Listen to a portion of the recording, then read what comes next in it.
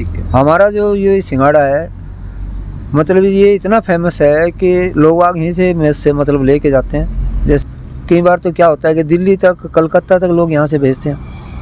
हाँ, यानी कि हमारी कंडीशन ऐसा हो जाती है, जो हम कच्चे पहनते हैं उनके अंदर काई लग जाती है, ये कंडीशन हो जाती है।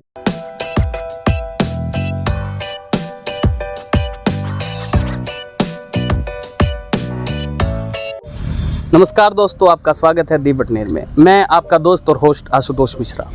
आज हम आपको लेकर आए हैं हनुमानगढ़ के एक ऐसे खेत में जहां पर सिंघाड़ों की पैदावार की जाती है, सिंघाड़ों की खेती की जाती है और यहाँ के सिंघाड़े बहुत ही प्रसिद्ध हैं। और आपको मिलवाएंगे यहाँ के जो खेतीहर हैं उनसे कि इसकी पैदावार कैसे होती है, कहाँ कहाँ तक ये हनुमानगढ़ का सिंघाड़ा जाता है और हनुमानगढ़ के सिंघाड़े की पहचान क्या है। आप देख सकते हैं मेरे पीछे जो आपको पानी भरा हुआ दिख रहा है उसमें ये सिंघाड़े के पौधे हैं और उसमें सिंघाड़े उगे हुए हैं। बाहर ये स्टॉल भी लगाते हैं और काफ़ी दूर दूर तक जो है इनके सिंघाड़े जाते भी हैं। सारी बात करेंगे उन्हीं से और चलते हैं, आपको लेकर चलते हैं उनके पास। और तो चलिए बात करते हैं इनसे। तो सर, आप अपना परिचय दे दीजिए सबसे पहले। जी, मेरा परिचय है राम भूल कश्यप, सिंघाड़े वाले के नाम से मुझे प्यार मिलता है। और सबसे पहले मैं आपके चैनल का स्वागत करता हूं कि जो इस गरीब खाने में आप पहुंचे हैं, क्योंकि ये खेती जो है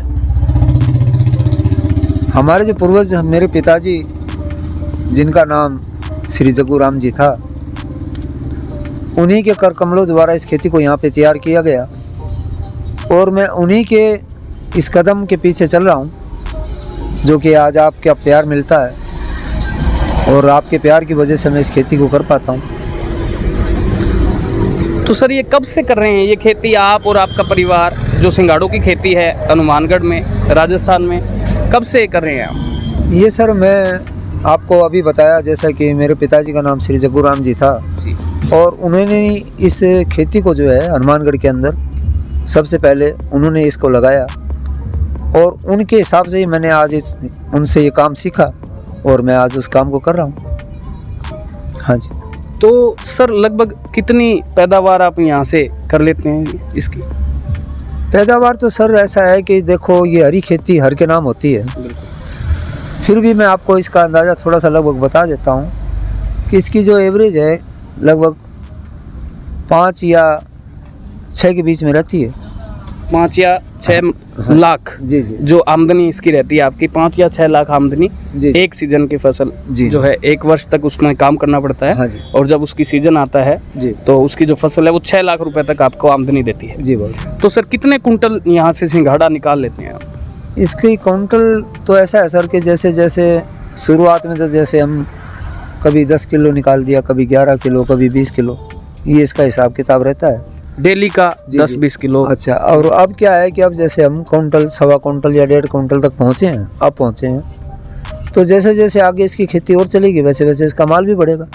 1.5 कुंटल डेली का, यानी कि 3 महीने की जो फसल होती है उसमें लगभग 180 से 200 कुंटल सिंघाड़ा यहाँ से निकल जाता है। हाँ जी, हाँ, लगभग इतना हो जाता होगा।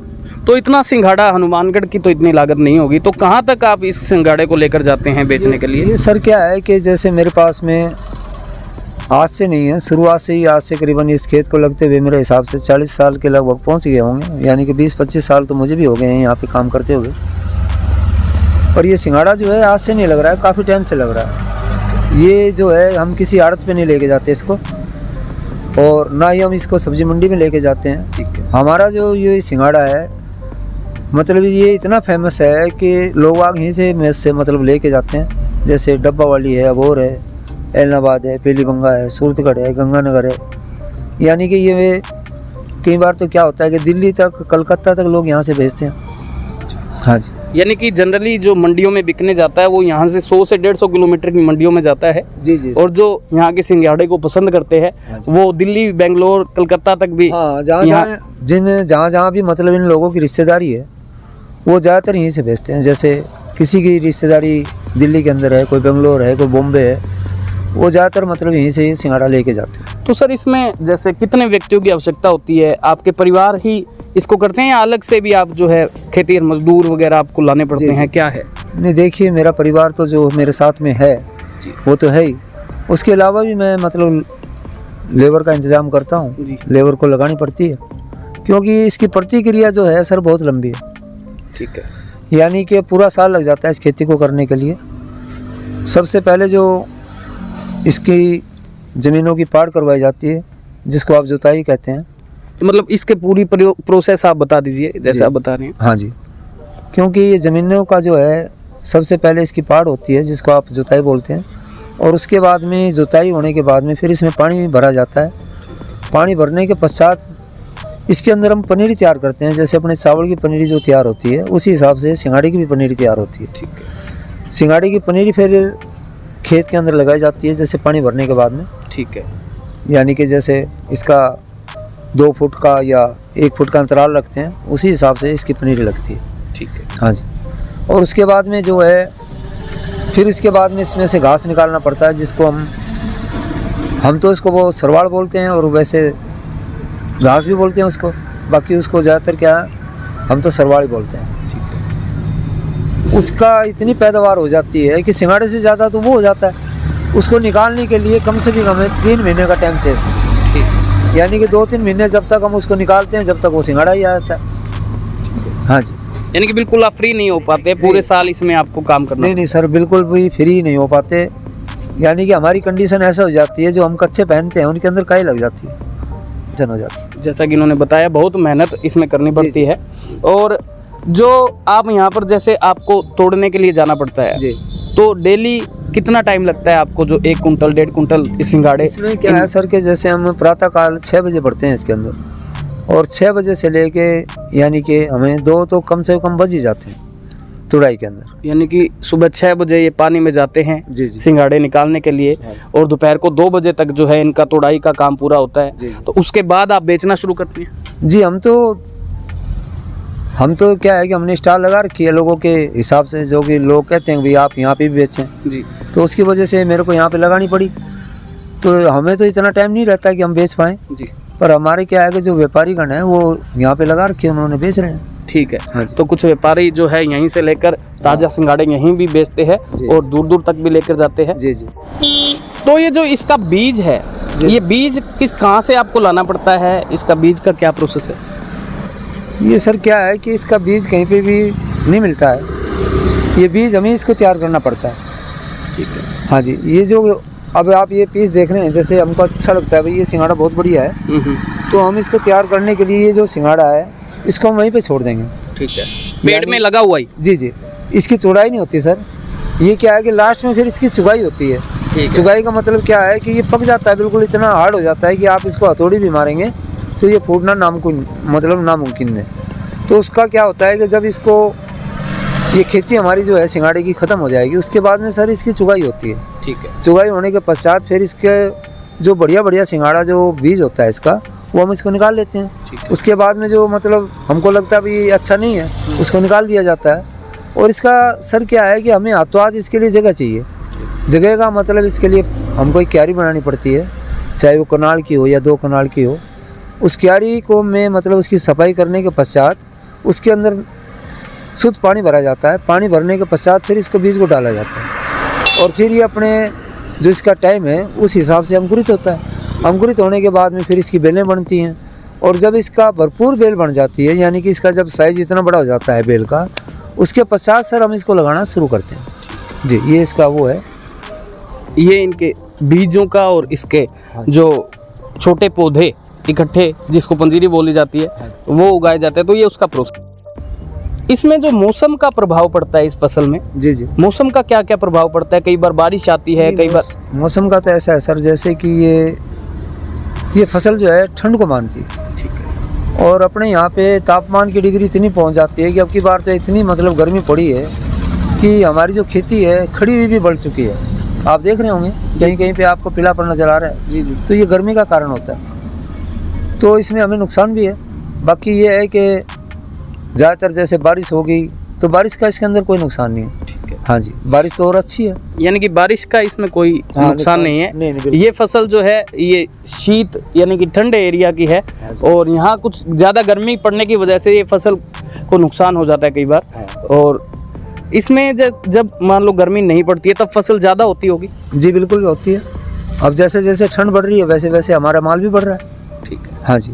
यानी कि जब ज़्यादा सर्दियाँ आती है तो माल का जो माल निकलता है आपका, जो सिंघाड़े की पैदावार है वो सबसे बढ़ती जाती है। हाँ बढ़ती जाती है। तो उस समय जो इनका रेट है बिकने का, उसमें भी कोई परिवर्तन उतार चढ़ाव आता रहता है क्या? कोई उतार तो अब तो जैसे क्या है कि जैसे जैसे आगे समय बीतेगा वैसे वैसे इसके भाव भी घटेंगे। हाँ जी। यानी कि जैसे जैसे पैदावार सर्दी में बढ़ती जाती है वैसे वैसे इसके भाव घटते जाएंगे। वही डिमांड एंड सप्लाई का यहाँ पर भी केस है कि जितनी डिमांड ज़्यादा उतना रेट ज़्यादा, और जब डिमांड कम पैदावार ज़्यादा हो जाएगी तो रेट भी कम हो जाएगा। बिल्कुल। तो ये सब चीज़ें हैं। बाकी सर एक बात और मैं कहना चाहता हूँ आप जी,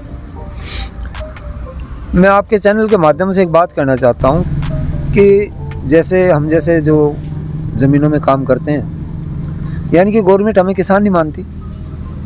ये सबसे बड़ी हमें समस्या है, क्योंकि हम लोग जो हैं सरकार से कुछ भी ले नहीं सकते, किसी प्रकार का लोन नहीं ले सकते इसमें लागत लगाने के लिए, यानी कि हमें जो है साहूकार से ही पैसा उठाना पड़ता है। तो मैं आपके चैनल के माध्यम से सरकार से एक निवेदन करना चाहता हूँ कि हमें भी जो है किसान का जो है हमें दर्जा दिया जाए।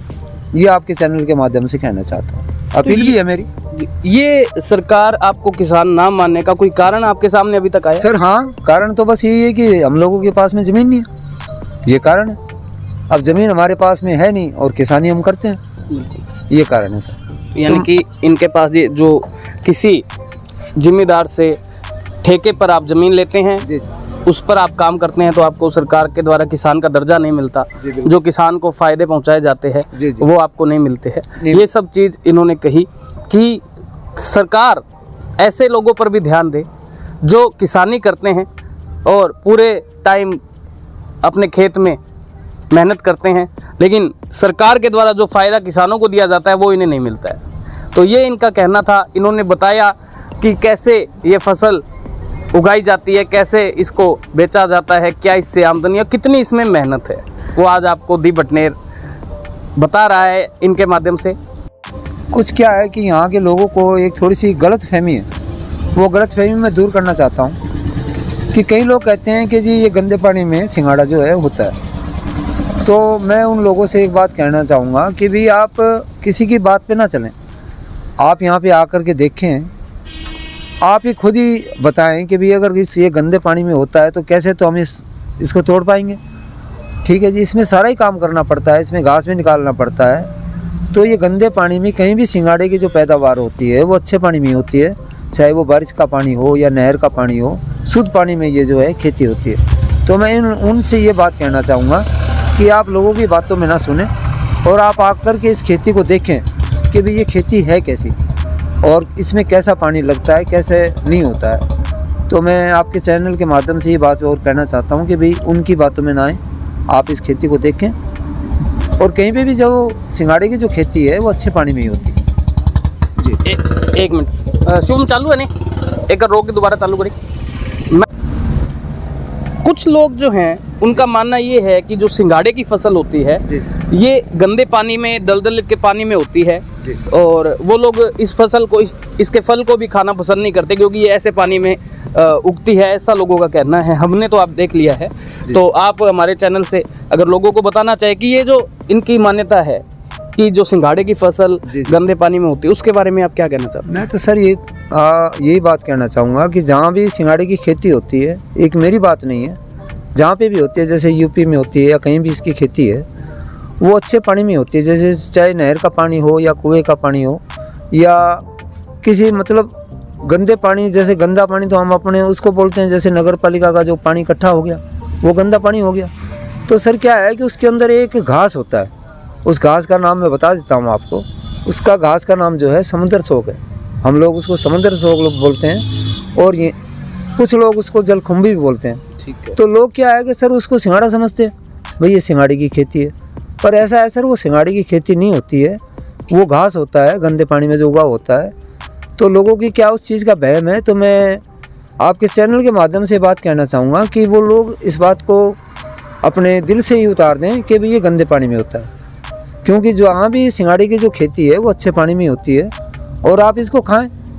इसको खाने से कई प्रकार की मतलब कई प्रकार की जो बीमारी हैं वो ख़त्म हो जाती हैं सर, क्योंकि इसका जो पीरियड है बहुत ही कम होता है, क्योंकि 2 महीने का इसका पीरियड है और 2 महीने के मतलब पूरे साल के बाद में 2 महीने यहाँ पे रहता है और उसके बाद में ख़त्म है। तो मैं आपके चैनल के माध्यम से बात कहना चाहता हूँ कि जी भर के इसको खाए और जो प्राकृतिक चीज़ है ये परमात्मा ने इसको दिया है तो इसका फुल उपयोग करें। और तो इसमें जो पानी आप उपयोग कर रहे हैं वो कौन सा पानी अब आप इसमें यूज कर रहे हैं? ये देखिए आपके सामने लगा हुआ है सर। तो मैं अपने मित्र को कहूँगा, देखिए आप यहाँ पर ट्यूबवेल लगा हुआ है, जो पानी आप इसमें यूज करते हैं जी, जी। बिल्कुल ज़मीन से एकदम शुद्ध पानी ये इस फसल में डालते हैं। जी जी। तो अभी तक मैंने भी सुना है और कुछ लोग मानते हैं कि गंदा पानी इसमें यूज़ होता है, लेकिन यहाँ पर आकर ये गलतफहमी हमारी दूर हुई और हमने आपकी भी दूर करवाई है कि यहाँ पर जो पानी है बिल्कुल शुद्ध यूज़ किया जाता है और बहुत ही स्वच्छता के साथ यहाँ पर जो फसल उगाई जा रही है। कि जो फल हैं आप देख सकते हैं, बहुत ही हमने खा के भी देखे हैं, बहुत अच्छे स्वादिष्ट मीठे सिंघाड़े हैं। और देखिए आप इनको निकाल के भी दिखा रहे हैं आपको। हाँ सर, ये देखिए इसके अंदर जो है ये किस्म का एक दूध है ये। बिल्कुल बिल्कुल, ये देखिए बिल्कुल। आप लोगों ने अगर सिंघाड़ा खाया हो तो आप कमेंट में ज़रूर बताइए। जो हनुमानगढ़ में, पूरे हनुमानगढ़ में सिंघाड़ा बिकता है वो सिर्फ यहीं से जाता है जी जी। और यही उसे उगाते हैं। तो आप लोग इन्हें धन्यवाद ज़रूर बोलें कि जो ये जो फसल है वो आपको इतनी मेहनत के बाद हनुमानगढ़ में उपलब्ध करा रहे हैं, जो इस एरिया की फसल भी नहीं है। नहीं सर, क्या है कि हनुमानगढ़ के निवासियों का जो है इतना मुझे प्यार मिलता है कि मैं उन्हीं के प्यार की बदौलत से खेती को जो है कर पाता हूँ। सही मायने में तो बात ये है, क्योंकि पहले जो है शुरुआत में मेरे पिताजी ने इसका शुभारंभ किया था, उनका श्री जगूराम नाम था और उन्हीं के कदमों के अनुसार से मैं चल रहा हूँ जी। तो ये थी दी बटनेर की आपको खास मुलाकात में एक सिंघाड़े के किसान से मिलाने की कोशिश आपको मिलवाया गया। आपको ये वीडियो कैसे लगी ज़रूर बताइएगा और अगर आपको ये वीडियो अच्छी लगी हो तो चैनल को सब्सक्राइब कर लीजिएगा, बेल आइकन को दबाइएगा।